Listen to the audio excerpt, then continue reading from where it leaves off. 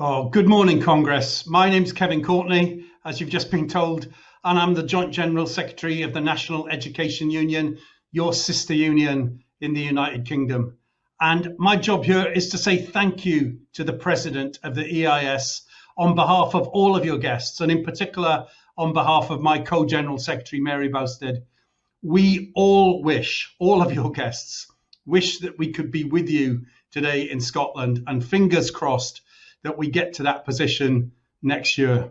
Now, the EIS is an important and a great trades union, the oldest of all the teacher unions. And so our relationship with you really matters to us. I was really pleased to be at your conference in Perth in 2019, celebrating with you the EIS's tremendous victory over teacher pay, where you had shown your ability to mobilize members on postcards, on demonstrations, in strike ballots, and to score a fantastic success that has given to hope to educators everywhere else in the United Kingdom. I was privileged to meet Demo Barbie at that conference in Perth in 2019. And like I say, fingers crossed that we can meet again physically soon.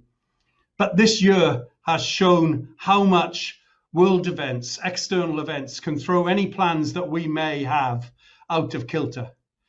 And it has shown how important is the work that our members do, how vital it is to our society, and how important is the work that our unions do in supporting our members.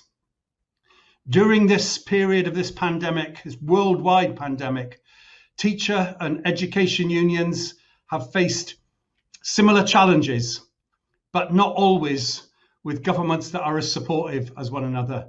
But our members have faced the challenges of organising, of taking teaching online. They face the challenges of putting their own safety at risk in order to teach the children of key workers and vulnerable children, so that our NHS staff, our firefighters, our delivery drivers can still be at work. So we're all part of helping our society get through it. We face the challenges of doing assessments in new ways so that the young people that we support get the certification that they need. And our unions have faced those challenges as well, of keeping our members safe, of ensuring that laptops are delivered to the most disadvantaged children, of ensuring that there is protection for vulnerable staff in our school settings.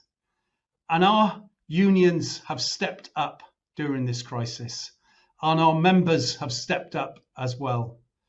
And we are now hopefully seeing some light at the end of the tunnel. And now we really have to fight for an education recovery, not some misguided notion of catch up, but a genuine recovery. And when we look around the world, the Netherlands has committed £2,500 per pupil to education recovery. The USA is investing around £1,600 per child. But what's the situation facing us in the United Kingdom? Even Kevin Collins, the education recovery czar, his proposal apparently works out around £500 per pupil, but the government has slashed that. It's decimated it. £1,500, £50 per pupil. The Netherlands, 2,500. The USA, 1,600. The UK government, £50 per pupil. So our unions are going to have to step up again as we see light at the end of the tunnel. All of us pushing for a genuine education recovery.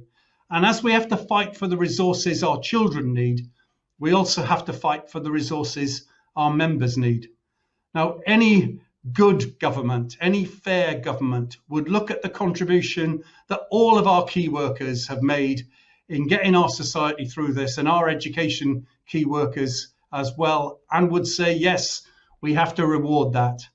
But we're facing this pay pause, which may turn into a pay freeze in England, and there'll be implications elsewhere in the United Kingdom. And we have to fight together against that sort of notion of what happens as part of recovery. And the EIS, the NEU, all the other unions in the UK and worldwide have to press on these cases. And I think we do have to see that this is a worldwide phenomenon. And while perhaps we can see light at the end of the tunnel on these islands, let's hope that we can. We also have to note that worldwide the situation is nothing like that secure. We see a real vaccine inequality. So, for example, in Israel, 63% of people have had the first dose of all the population have had the first dose of the vaccine. But in Palestine, it's only 7%. So real vaccine inequality. We see members of our profession really suffering. So in India, thousands of members have died of the Indian teacher unions. 1,600 in Uttar Pradesh province alone, because they were dragooned into working as election monitors when the government had let the pandemic get out of control and without sufficient safety measures in place. And we see that while some of the Western countries have fantastic progress in the vaccine rollout, that there is a real need to press this worldwide. And I think our movement of working people, has always understood that it has to be an international movement. We've understood that none of us are free unless all of us are free. And the pandemic makes the case all the more clearly to us that none of us are safe unless all of us are safe.